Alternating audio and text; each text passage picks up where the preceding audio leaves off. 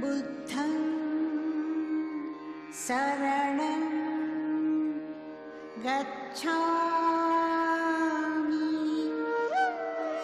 धम्मं शरणं गच्छामि संघं शरणं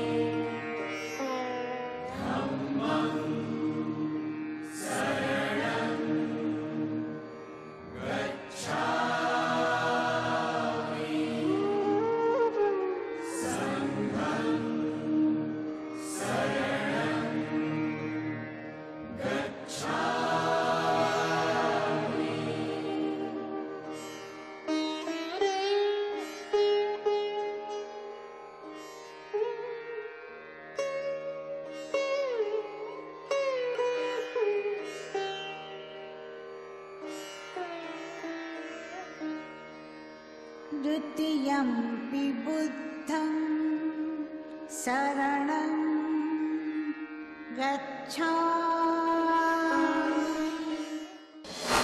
बुद्धम शरणम गच्छामि।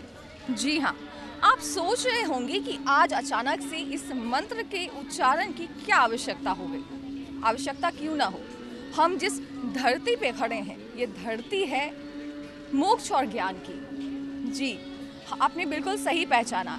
हम अभी खड़े हैं बोध गया के महाबोधि मंदिर के ठीक सामने। आप देख सकते हैं ये महाबोधि मंदिर का प्रवेश द्वार है।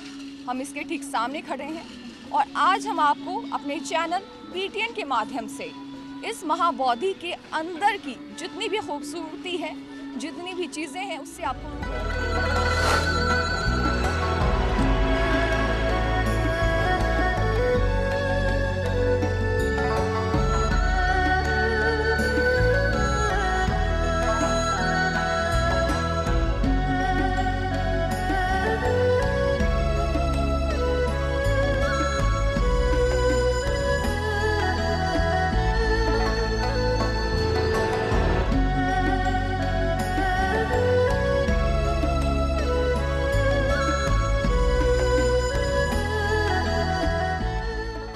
हम आपको अपने चैनल के माध्यम से उस बोधि वृक्ष के पास लेके जाएंगे जिसके नीचे भगवान बुद्ध को ज्ञान की प्राप्ति हुई थी। इसके साथ ही हम आपको लेके चलेंगे उन 7 जगहों पे जहाँ पे भगवान बुद्ध ने ज्ञान प्राप्ति के बाद अपना समय व्यतीत किया था। 2500 सालों से दुनिया को शांति का पाठ पढ़ा रहा एक प्राचीन मंदिर, वो मंदिर जो गूंजता रहता है बुद्धम शरणम गच्छामि के उद्घोष से।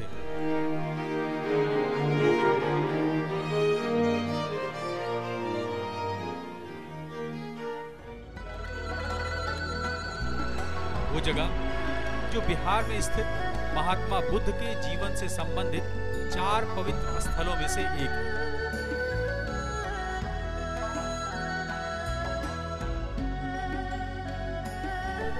वही धरती जहां महात्मा बुद्ध को ज्ञान और मोक्ष की प्राप्ति हुई। महात्मा बुद्ध को ज्ञान देने वाली वो धरा जो सबसे प्रिय तीर्थ स्थल है दुनिया भर के बौद्धों का।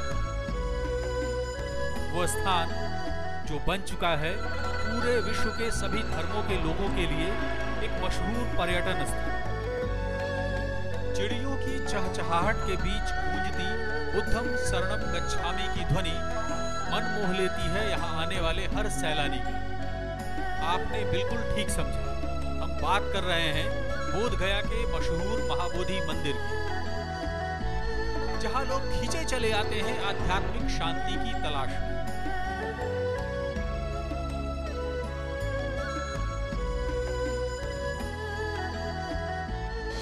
तो अब मैं आ चुकी हूँ महाबोधि मंदिर के अंदर। यहाँ आते ही एक अलग सी अनुभूति होती है। ऐसा लगता है कि जैसे स्वर्ग के दर्शन हो रहे हैं। एकदम मन को एक अलग सी शांति मिलती है। ये हर इंसान के लिए एक ऐसी जगह है जहाँ उसे स्वर्ग की अनुभूति होती है। हजारों की संख्या में श्रद्धालु यहाँ पे आए हुए हैं। सिर्फ बिहार या भारत से ही नहीं बल्कि दूसरे देशों के बौद्धिस्ट यहाँ पे मौजूद हैं। आज हम कुछ ऐसे ही श्रद्धालुओं से और ऐसे ही बौद्धिस्टों से बात करेंगे और जानेंगे कि इतनी दूर का सफ़र करके यहाँ तक आने की उनकी वजह क्या है।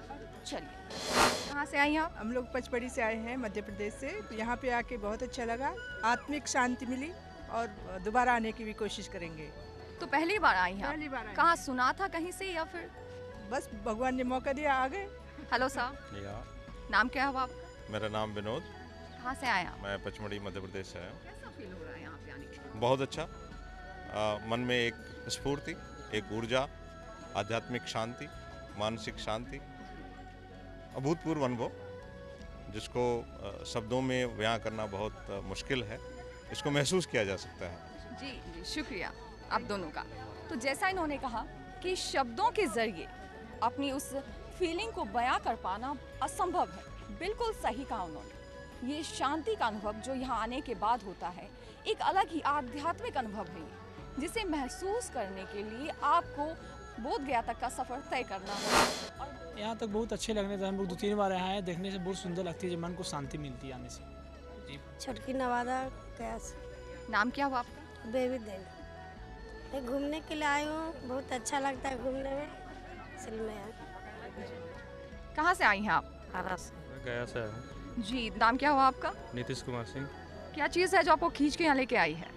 प्राचीन मंदिर है, देखने का सबको उत्सुक रहता है सब। और क्या महसूस कर रहे हैं यहाँ आने के बाद? क्या करेंगे, वो अच्छा फीलिंग होता है, शांत जगह है। बुद्ध भगवान का दर्शन करने सब लोग आता है, हम भी आते हैं। जी, आप कहाँ से आई हैं? यहाँ गया से ही आए हम लोग। अच्छा, तो यहाँ पे आने की वजह क्या है? यहाँ फिर कुछ प्रोग्राम चल रहा था, भाई ने बोला आ जाओ देखने के लिए, बोले ठीक है आ रहे हैं, तो आज आए हम लोग यहाँ। कैसा महसूस हो रहा है यहाँ? अच्छा लग रहा है, काफ़ी अच्छा लग रहा है आने के बाद। मैं आरा से हूँ। जी, नाम क्या हुआ आपका? मेरा नाम गुड्डू कुमार सिंह पड़ेगा। यहाँ आने के बाद क्या ऐसी चीज़ है जो आपको दूसरी जगहों पे देखने को नहीं मिलती है या महसूस नहीं कर मंदिर पाते? है यहाँ का, जो सुकून, काफ़ी यहाँ आकर सुकून मिल रहा है। बौद्ध मंदिर देखने के लिए हम लोग आए यहाँ पे, ठीक है। और बहुत दूर से लोग आते हैं, अपना सब घूमते फिरते हैं, बहुत अच्छा लगता है। बौद्ध मंदिर का दर्शन करना मुझे है कि मेरे कुछ दिन से मानसा था कि बौद्ध मंदिर के नाम सुने थे, ठीक है। नाम सुनने के बाद नहीं प्रोग्राम बना, उसके बाद इधर आज आने का प्रोग्राम बना, देखें कि मन आए यहाँ आने के बाद जो है बुझाता है कि वो स्वर्ग में है। महसूस मुझे हो रहा है कि स्वर्ग है ही, इसमें कहीं करने वाली बात नहीं है। महाबोधि मंदिर यानी कि बौद्धिस्टों का मक्का मदीना। यह हमारे साथ एक बौद्धिस्ट है, चलिए उनसे जानते हैं कि यहाँ आके उनको कैसा महसूस होता है। कहाँ से आए हैं आप? हम नेपाल से आए हूँ। जी, यहाँ आने की जो वजह है, क्या चीज़ है जो आपको महाबोधि मंदिर तक खींच के ले आती है? ये आज से करीब 2500 वर्ष पहले जब बुद्ध ने यहाँ अपने बौद्धिक ज्ञान प्राप्त की थी, और उस वजह से हम लोग जो कि बौद्ध के ज्ञान है वो विश्व में शांति और प्यार का जो भावना लेती है, इसलिए हम लोग यहाँ शांति और एक दूसरे आपस में प्रेम का भाव क्या बोलते हैं संरचना करने के लिए हम यहाँ। ये हमारा निंगमा परंपरा है जो अभी इस बार लगा कर 27वां बार हो रही है। तो 27 साल पुराने से हम लोग यहाँ पे इस प्रार्थना को परंपरा, इस निंगमा परंपरा को हम जारी कर रहे हैं। तो 27 साल से लगातार ये यहाँ पे आ रहे हैं। इनका ये कहना है कि बौद्धिज्म जो है वो मन की शांति और पूरे देश को एकता का भाव बताती है। चलिए आगे बढ़ते हैं। श्रीलंका का बांते जी है, बोध गया में रहते हैं हम, 8 साल हो गया। महाबोधि सोसाइटी ऑफ इंडिया में हम रहते हैं। श्रीलंका से श्रद्धालु बहुत बोध गया में आ रहे हैं। मतलब बोध गया, सारनाथ, लुम्बिनी, श्रावस्ती, हर जगह बुद्ध भगवान का बारे में श्रद्धा से आ रहे हैं। बोध गया में बुद्ध भगवान का ध्यान प्राप्त हुआ बुद्ध ट्री के नीचे। सबसे दुनिया में सबसे पवित्र जगह यही है, दुनिया में सबसे पवित्र जगह बोधगया में है। श्रीलंका से आदमी इधर आकर हम तो पूजा करवा रहे श्रीलंका आदमी को, सबको पूजा करके शांति के लिए, उसके बाद परिवार के लिए पूजा कर रहे हैं। पूजा करने के बाद उन लोग बांते लोग को दान दे रहा है। उसके बाद 7 प्लेस बुद्ध भगवान ध्यान किया है, वही जगह जाकर हम उन लोग को प्रवचन दे रहे हैं। जैसा कि आपने देखा कि हमने यहाँ आपको उन सैलानियों से बात करके बताने की कोशिश की कि आखिर उनके यहाँ आने की वजह क्या है।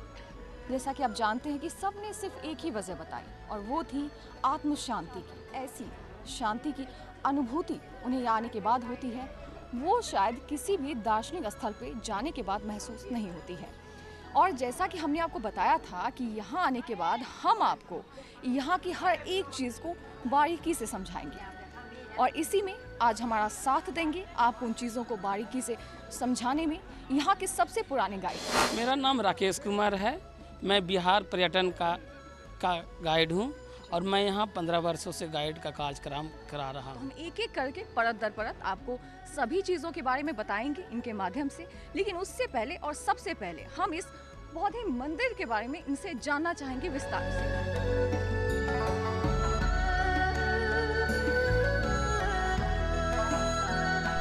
महाबोधि मंदिर की बनावट सम्राट अशोक के बनाए स्तूपों के समान है। इसके सबसे पुराने मंदिर का निर्माण ईसा पूर्व 3री शताब्दी में सम्राट अशोक ने कराया था। वर्तमान मंदिर 5वीं या 6ठी शताब्दी में बनाया गया। पूरी तरह ईंटों से निर्मित ये मंदिर प्रारंभिक बौद्ध मंदिरों में से एक है, जो गुप्त काल से अब तक खड़ा है। मंदिर में स्थापित भगवान बुद्ध की विशाल प्रतिमा है पद्मासन मुद्रा में। मान्यता है कि मूर्ति उसी जगह स्थापित है जहां भगवान बुद्ध को निर्वाण यानी ज्ञान की प्राप्ति हुई। महाबोधि मंदिर के निर्माण के बहुत सालों तक इस मंदिर में कोई भी मूर्ति नहीं था। इसके बाद यहाँ के लोगों ने जब मंदिर की मूर्ति बनाने के लिए यहाँ के विभिन्न कलाकारों से संपर्क किया, आर्टिस्टों से, तो किसी ने भी मूर्ति बनाने के लिए तैयार नहीं हुए। तो इसके बाद एक साधु आते हैं और उन्होंने एक शर्त रखते हैं यहाँ के लोगों के साथ कि हम मूर्ति बनाएंगे, पर जब तक मूर्ति का निर्माण नहीं हो जाता है तब तक कोई भी व्यक्ति इस मंदिर के अंदर में प्रवेश नहीं करेंगे। तो उसी दरमियान वो मूर्ति बना रहे थे, पर किसी उत्सुक व्यक्ति कि ये मूर्ति बन रहा है या नहीं बन रहा है, इसको देखने के लिए वो मंदिर में प्रवेश कर गए। तो उससे वो जो साधु थे वो नाराज हो गए और वो फिर इस मूर्ति को दोबारा वापस नहीं। इसलिए इस बुद्ध मूर्ति में जो आप कपड़ा से ढका हुआ देख रहे हैं, इसमें जो पेट का कुछ हिस्सा जो है पूर्ण तरह से नहीं बनाया गया है। और कहा जाता है कि इस मूर्ति को बनाने के लिए खुद भगवान बुद्ध आए थे और उन्हीं के द्वारा ये बनाया गया मूर्ति है। तो इसी से संबंधित अन्य जगहों पर भी भगवान बुद्ध की अन्य मूर्तियां भी इसी से संबंधित नजर आती है। मंदिर के दक्षिण पूर्व में प्राकृतिक खूबसूरती को समेटे एक पार्क है जहां बौद्ध भिक्षु ध्यान साधना करते हैं। आम जनता को मंदिर प्रशासन की अनुमति लेकर ही पार्क में जाने की इजाजत है।